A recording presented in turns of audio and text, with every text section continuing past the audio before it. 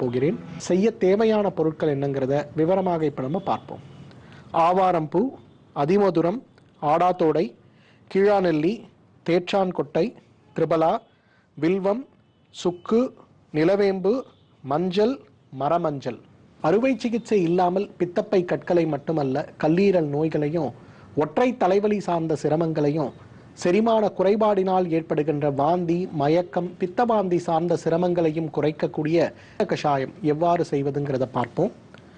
அளந்து வைத்திருக்கக்கூடிய நீர் 300 மில்லியை நான் சேர்க்கிறேன்.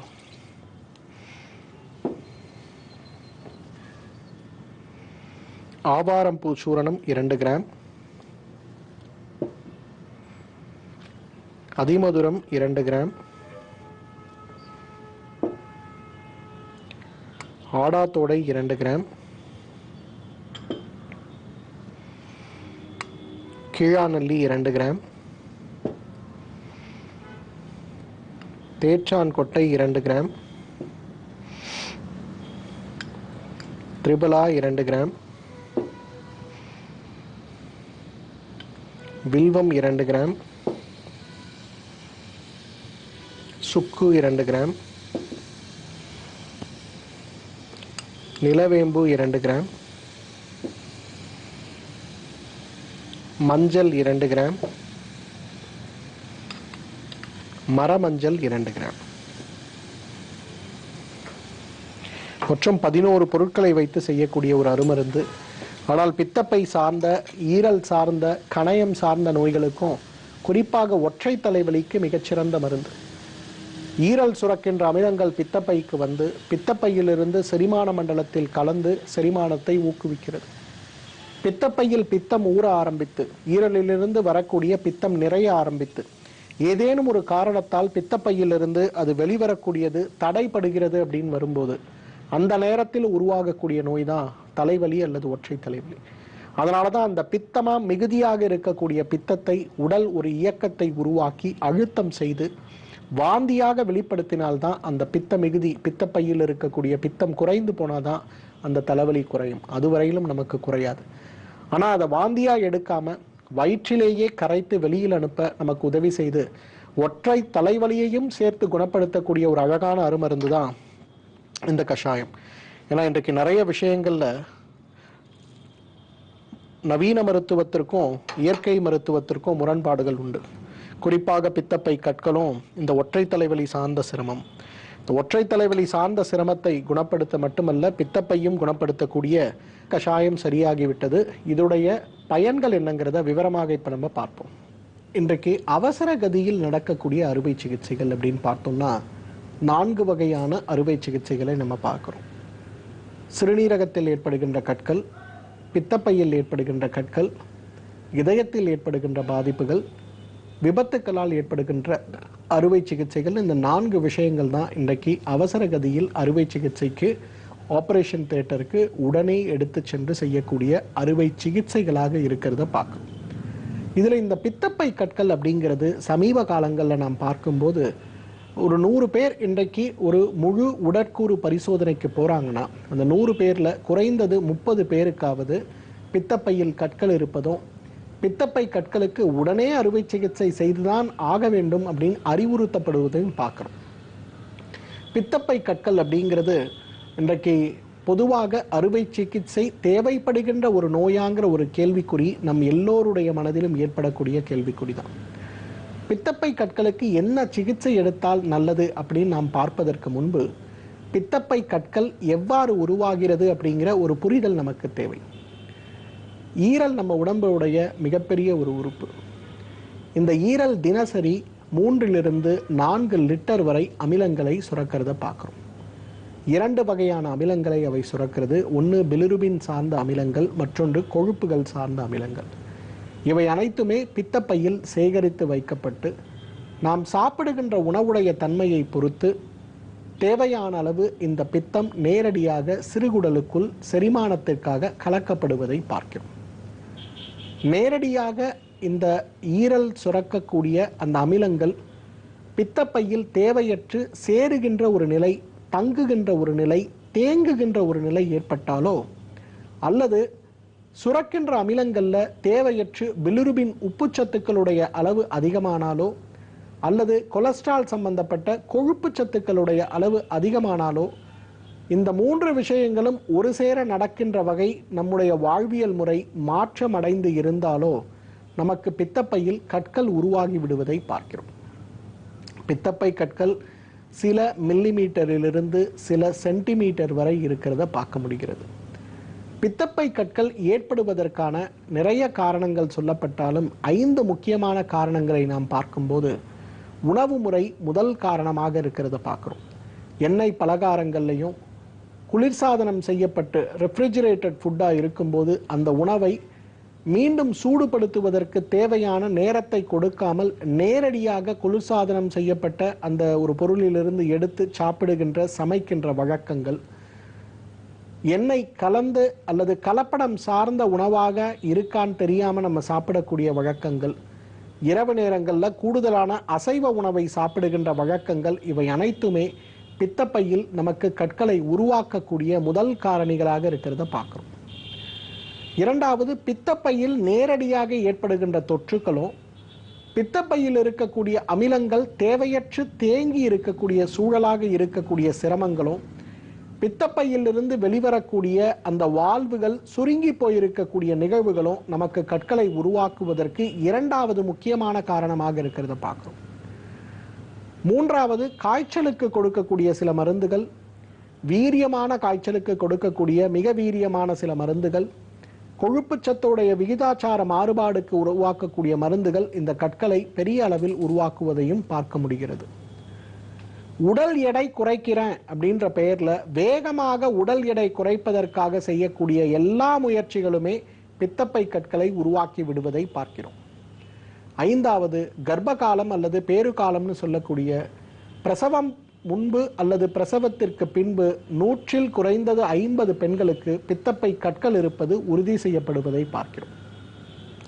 இந்த பித்தப்பை கற்கள் பொதுவாக பிரசவ காலத்திற்கு பிறகு எப்படி மூல நோயும் மலச்சிக்கலும் பொதுவாக நம்ம பார்க்கக்கூடிய ஒரு நிகழ்வாக இருக்கிறதோ அதே போல ஒரு நிகழ்வாக இருக்கிறத நம்ம பார்க்கிறோம். பித்தப்பை கற்கள் அப்படின்னு வரும்போது 5 நிலைகளாக அவை இருக்கிறத பார்க்கிறோம். முதலாம் நிலை அப்படின்னு வரும்போது பெரிய வலிகள் வேதனைகளை நாம் உணர முடியாது. ஆனால் வயிற்றுடைய மேற்புறம் மார்புக்கூடுடைய கீழ்ப்புறத்தில் ஒரு அசௌகரியம் மட்டும் எப்பொழுதுமே நமக்கு இருந்து கொண்டே இருக்கிறத பார்க்க முடியும். பித்தப்பையில் இருக்கக்கூடிய அந்த அமிலங்கள் வழக்கமான திரவத்தன்மையை இழந்து ஒரு சேறு போல சகதி போல செமிசாலிடாக மாறக்கூடிய ஒரு நிகழ்வு இல்லை. இதுதான் முதல் நிலையில் பித்தப்பையில் கற்கள் ஏற்பட போகிறதுன்னு நமக்கு சொல்லக்கூடிய அறிகுறி. இந்த அசௌகரியம் எல்லா நேரத்திலும் நமக்கு இருக்காது. காரமான உணவுகளையும் எண்ணெய் பலகாரங்களையும் ஜீரணம் பண்ண முடியாத அளவுக்கு இருக்கக்கூடிய சில உணவுகளை சாப்பிடும்போது மட்டும்தான் இதை நம்ம உணர முடியுமே தவிர மற்ற நேரங்களில் மிகப்பெரியதாக இதை நாம் உணர முடியாது. இது முதல் நிலை பித்தப்பை கல்லுன்னு சொல்லுவோம். இரண்டாம் நிலை பித்தப்பை கல் அப்படிங்கிறது சில உணவுகளை சாப்பிடும்போது அது செரிக்காமல் கடுமையான வாந்தி ஏற்படுவதும் உமட்டல் ஏற்படுவதும் வயிறு வலி ஏற்படுவதும் இந்த செரிக்க முடியாமல் இருக்கக்கூடிய கழிவு உடலை விட்டு முழுமையாக வெளியேறிய பிறகு உடல் ஆரோக்கியம் அடைகிறத நம்ம பார்க்க முடியும். இது இரண்டாம் நிலைன்னு சொல்லுவோம். மூன்றாம் நிலை பித்தப்பைக்கல் 2 நிலைகளாக இருக்கிறத பார்க்குறோம். பெரிய கிளினிக்கல் சிம்டம் வலியோ வேதனையோ எந்த விதமான சிரமமுமற்று இருப்பது முதல் நிலையாக இருக்கிறத பார்க்குறோம். பெரும்பாலும் நான் சொன்ன மாதிரி ஒரு முழு உடற்கூறு பரிசோதனைக்கு போகும்போது தான் நமக்கு கற்கள் இருப்பதை உணர முடியும். இது முதல் நிலையாகவும், இரண்டாம் நிலை இரண்டாவது வகை அப்படிங்கிறது சிறு கற்களாக இருந்தால் கூட உடல் அதை வைத்துக்கொள்ள முடியாமல் கடுமையான வலியையும் வேதனையையும் வெளிப்படுத்துவதை பார்க்கிறோம். இது இரண்டாவது வகையாகவும் இருக்கிறத பார்க்கிறோம். இதுல உமட்டல், வாந்தி, மயக்கம், தலைச்சுற்றல், கடுமையான வயிறு வலி, உடல் எடை வேகமாக குறைதல், நெஞ்சு எரிச்சல் உட்பட எல்லா அறிகுறிகளும் இருப்பது 4ஆம் நிலையில் நம்ம பார்ப்போம். மருந்துகள் எடுத்து கொண்டிருந்தாலும் முறையான உணவு முறைகளை பின்பற்றி கொண்டிருந்தாலும் இந்த வலியை பொறுத்து கொள்வதற்கு அறுவை சிகிச்சையே மேல் போல் இருக்கிறதேன்னு சொல்லி அறுவை சிகிச்சையை நாடக்கூடிய ஒரு நிலைக்கு மனம் மாறுவது 5ஆம் நிலையாக இருக்கிறத பார்க்கும். இந்த 5 நிலைகளும் மிகப்பெரிய அளவில் இருக்கிறத, இந்த 5 நிலைகள்ல பொதுவாக மருத்துவரை சந்திப்பது 4ஆம் நிலையில் இருக்கிறதாக இருக்கும். அந்த மாதிரி 5 நிலைகளாக பித்தப்பை கற்கள் இருக்கிறத பார்க்கிறோம். பித்தப்பை கற்கள் இருந்து முறையான சிகிச்சை வாழ்வியல் முறை நம்ம செய்யலைன்னா நமக்கு என்ன ஆகும்? பித்தப்பை கற்கள்ல இருக்கக்கூடிய கற்கள் பெரிதாகி பித்தம் சுரக்கின்ற பாதையை அடைத்து விடும்போது அது மஞ்சள் காமாலை நோய் உருவாக்குவதற்கு மிக முக்கியமான காரணமாக இருக்கிறத பார்க்கணும். இரண்டாவது, பித்தப்பை கற்கள் உருவாகி பித்தம் மிகுந்து சுரந்து போய் இருந்து சரியாக பித்தம் வெளிவராத ஒரு சூழல் இருக்கும்போது அது மைக்ரேன் சொல்லக்கூடிய ஒற்றை தலைவலி போலவே தலைவலியை உருவாக்கக்கூடியதாக இருக்கும். தலைவலி ஏற்பட்டு தலை சுற்றல் ஏற்பட்டு கடுமையான வாந்திக்கு உள்ளாகி ஒரு நாள் 2 நாள் அல்ல 1 மாதமானாலும் இந்த தலைவலி குறையாத ஒரு சூழல் உருவாகிறத பார்க்க முடியும். இது ஒரு வகையான ஒரு பக்கவிளைவாக பார்க்கலாம். பித்தப்பையில் ஏற்படுகின்ற வீக்கம் சில நேரங்களில் கடுமையான வீக்கமாக மாறும்போது, குறிப்பாக மது பழக்கம் இருப்பவர்கள், அதிகமாக அசைவ உணவை 3 வேளையும் விரும்பி உண்ணக்கூடிய பழக்கம் இருப்பவர்கள் அனைவருக்குமே ஒரு மிகப்பெரிய வலியும் வேதனையும் அதிகமாகி விடுவதை பார்க்கிறோம். இது 3வது ஒரு பக்கவிளைவாக பார்க்கிறோம். பித்தப்பை சார்ந்த புற்றுநோய்களும் பித்தப்பை சார்ந்த கட்டிகளும் உடனே அவசர கதியில் வெடித்து சில நேரங்களில் சிரமம் உருவாகிறதும் பித்தப்பை சார்ந்த மிக முக்கியமான பக்கவிளைவாக இருக்கிறத பார்க்கிறோம். ஏன்னா இந்த பித்தப்பை ஈரலிலிருந்து வரக்கூடிய அமிலத்தை உள்வாங்கி உடலுடைய தேவைக்கு ஏற்றாற்போல சுரக்கின்ற ஒரு முக்கியமான ஒரு பையாக இருக்கிறதுனால இதுல ஏற்படுகின்ற சிறு மாற்றங்கள் கூட நம்ம உடம்புல மிகப்பெரிய அளவுக்கு வலியையும் வேதனையையும் செரிமான சக்தியை குறைத்து விடக்கூடிய ஒரு சிரமத்தையும் வாந்தி உமட்டல் சார்ந்த சிரமத்தையும் வீட்டில் நம்ம ஹாலில் உட்காந்துருப்போம், சமையலறையில் சமைச்சிட்டு இருப்பாங்க, அங்கே தாளிக்கின்ற எண்ணெய் வாடை வந்தால் கூட இங்கே நமக்கு உமட்டல் வருவதை நம்ம பார்க்க முடியும். அந்த அளவுக்கு மிக கடுமையான பாதிப்பை உருவாக்கக்கூடிய ஒரு நிகழ்வாக இருக்கிறதையும் பார்க்க முடியும். அப்போ இந்த மாதிரி சிரமங்களை மாற்ற வேண்டும், இந்த சிரமங்களை குணப்படுத்தி கொள்ள வேண்டும் அப்படின்னு வரும்போது அறுவை சிகிச்சை இல்லாமலேயே பித்தப்பை கற்களை குணமாக்கக்கூடிய மிக அழகான ஒரு அருமருந்தாக இந்த கஷாயத்தை நம்ம சொல்லலாம்.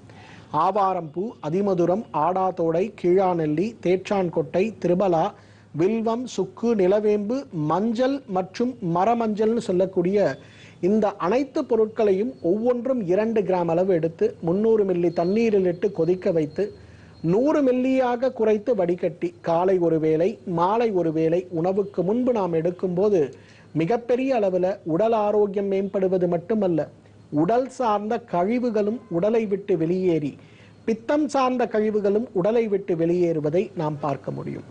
கல்லீரல் சார்ந்த நோய்கள், இன்றைக்கு கல்லீரல் நோய்கள் அப்படின்னாலே நம்மெல்லாம் நினைக்கிறது குடிப்பழக்கம் இருப்பவர்களுக்கும் அதிகமான கெட்ட பழக்கம் போதை பழக்கங்கள் இருப்பவர்களுக்கு மட்டும்தான் கல்லீரல் நோய் வரும். மிகப்பெரிய தவறு. இன்றைக்கு எண்ணெய் சார்ந்த உணவுகளை அதிகமாக சாப்பிடும்போது, குறிப்பாக கொழுப்பு இனிப்பு சார்ந்த உணவுகள், இனிப்பு சார்ந்த இனிப்புகளை அதிகமாக சாப்பிடும் போதே இன்றைக்கு மிகப்பெரிய அளவில் கல்லீரல் நோய் வருகிறது அப்படிங்கிற ஒரு முடிவு, ஆராய்ச்சி முடிவு நம்மெல்லாம் திகைப்படைய வைக்கிறத பார்க்குறோம். குடிப்பதால் ஏற்படுகின்ற கல்லீரல் செயலிழப்பு நோயை விட முறையான உணவு பழக்கங்கள் அற்று உடற்பயிற்சி அற்று உடல் எடை அதிகமாக இருந்து ஆரம்ப நிலையிலேயே ஈரலை கவனிக்காமல் இருப்பதால் ஏற்படுகின்ற கல்லீரல் நோய்கள் இன்றைக்கு மிகப்பெரியதாக இருக்கிறத பார்க்குறோம். நான் ஆல்கஹாலிக் லிவர் சிரோசிஸ்ங்கிற நோய் தான் இன்றைக்கு மனித குலத்தை அச்சுறுத்தி கொண்டிருக்கக்கூடிய நோயாக இருக்கிறத பார்க்குறோம். 2050வது வருடம் உலகத்திலேயே மிக அதிகமான ஈரல் மாற்று அறுவை சிகிச்சைகளுக்காக ஈரலுக்காக காத்திருப்பவர்களுடைய பட்டியல் அதிகமாக இருக்கக்கூடிய நாடாக இந்தியா இருக்கக்கூடுங்கிற ஆய்வறிக்கைகள் நம்மை பயமுறுத்துவதை பார்க்கிறோம். காய்ச்சலுக்காக போடக்கூடிய சில மருந்துகள் கூட இன்றைக்கு மருத்துவ ஆலோசனை இல்லாமல் தொடர்ந்து எடுத்துக்கொள்ளும் போது ஈரலை மிக கடுமையாக பாதிக்கிறது அப்படிங்கிற ஒரு விஷயம் நம்மை எல்லாம் திகைப்படைய வைக்கிறத பார்க்கிறோம். அசைவ உணவுகள் உடலுக்கு நல்லதுதான், உடலுக்கு சத்து கொடுக்கக்கூடியதுதாங்கிற ஒரு நம்பிக்கை நமக்கு இருந்தாலும் கூட அளவற்று தினசரி சாப்பிடுகின்ற அசைவ உணவுகள் நமக்கு மிகப்பெரிய பாதிப்பை உருவாக்குறத நம்ம பார்க்கிறோம். வீட்டில் செய்யக்கூடிய சமையல்ல கூடுதல் சுவைக்காக சேர்க்கக்கூடிய எண்ணெய்களும், கூடுதலான சுவை மட்டுமல்ல கூடுதலான மனத்திற்காக சேர்க்கக்கூடிய வாசனை திரவியங்கள்ல இருக்கக்கூடிய கலப்படங்களும் இன்றைக்கு ஈரல் நோயை மிகப்பெரிய அளவில் கொண்டு வருவதை பார்க்கிறோம். உணவு கலப்படங்களும் உணவுடைய நிறத்திற்கும் அதனுடைய திடத்திற்கும் அதனுடைய சுவைக்கும் அதிகமான காலம் கெட்டு போகாமல் அவை இருப்பதற்கும் கொடுக்கக்கூடிய பெரும்பாலான இன்றைக்கு உணவுகள் இன்றைக்கு ஈரலை நேரடியாகவே பலவீனப்படுத்தி விடுகிறது. அதிகமான இனிப்புகள் சாப்பிடுகின்ற குழந்தைகளுக்கு இன்றைக்கு ஈரல் நோய் வருவதற்கான வாய்ப்புகள் இருக்கிறது அப்படிங்கிற ஒரு உண்மையை, ஒரு நல்ல உண்மையை நாம் அனைவருமே தெரிந்து கொள்ள வேண்டும். ஏன்னா நம்ம நினைக்கிறோம் ஈரல் நோய் யாருக்கும் வராது, எங்கள் குடும்பத்தில் எல்லாருக்கும் குட் ஹேபிட்ஸ் இருக்குது. கிடையவே கிடையாது. தினசரி கடையிலிருந்து ஒரு மிட்டாய் சாப்பிடுகின்ற பழக்கம் இருந்தால் கூட நமக்கு ஈரல் நோய் வருவதற்கான வாய்ப்புகள் குறைந்தது 10% உண்டுங்கிற ஒரு உண்மையை புரிந்து கொள்ள வேண்டும். உடல் கழிவை வெளியேற்றக்கூடிய முயற்சிகள் இல்லாமல் இருப்பது, பேதிக்கு மருந்திட்டு பித்தப்பையில் இருக்கக்கூடிய கழிவுகளையும் வயிற்றில் இருக்கக்கூடிய தேவையற்ற பித்தத்தையும் வெளியேற்றக்கூடிய முயற்சியும் நாம் செய்யாமல் இருக்கும்போது அதுவும் நமக்கு மிகப்பெரிய அளவில் பாதிப்பை உருவாக்குறத பார்க்குறோம். சாப்பிடுகின்ற உணவு ஜீரணம் ஆவதற்கு முன்பே மீண்டும் உணவை வயிற்றில் தள்ளுவது, சாப்பிட்ட உடனேயே உற்சாக பானங்கள்னு சொல்லக்கூடிய காஃபி டீ சாப்பிடுவது, ஒரு நாளைக்கு 6 வேளை 7 வேளை டீ குடிக்கின்ற காபி குடிக்கின்ற பழக்கத்தை வைத்துக் கொள்வது, தண்ணீர் உடலுக்கு தேவையான அளவு சாப்பிடாமல் இருப்பது, மலம் மற்றும் சிறுநீர் கழிப்பதை அடக்குவது, இந்த மாதிரி எல்லா விதமான சிரமங்களும் இன்றைக்கு ஈரல் நோயை கொண்டு வருது. இது மட்டும் கிடையாது, ஈரல் சார்ந்த கொழுப்பு அமிலங்கள் உடல்ல எவ்வாறு சுரக்கிறது அப்படிங்கிற ஒரு புரிதலற்று நிறைய மருந்து மாத்திரைகளை நாம் எடுத்துக்கொள்ளும் போது, மருத்துவ ஆலோசனை இல்லாமல் நாம் எடுத்துக்கொள்ளும் போது அதுவும் நம்மை மிகப்பெரிய அளவில் சிரமப்படுத்தி விடுவதையும் பார்க்கிறோம். இது சார்ந்த சிரமங்களை மாற்ற வேண்டும், இது சார்ந்த சிரமங்களை தடுக்க வேண்டும் அப்படின்னு வரும்போது, ஏற்கனவே ஈரல் நோயால் பாதிக்கப்பட்டிருக்கிறோம், இல்லை பாதிக்கப்படுவதற்கான ரிஸ்க் ஃபேக்டர்னு சொல்லக்கூடிய காரணிகள் எனக்கு இருக்கு, ஈரலை காப்பாற்றிக் கொள்வதற்கு நான் எடுக்க வேண்டிய முயற்சிகள் என்னன்னு வரும்போது அதற்கும் மிகப்பெரிய அளவில் உதவி செய்யக்கூடிய ஒரு அழகான அருமருந்தாக இந்த கஷாயத்தை நம்ம சொல்லலாம். பித்தப்பையும் ஈரலும் ஒன்றோடு ஒன்று சேர்ந்து வேலை செய்யக்கூடிய உறுப்பு.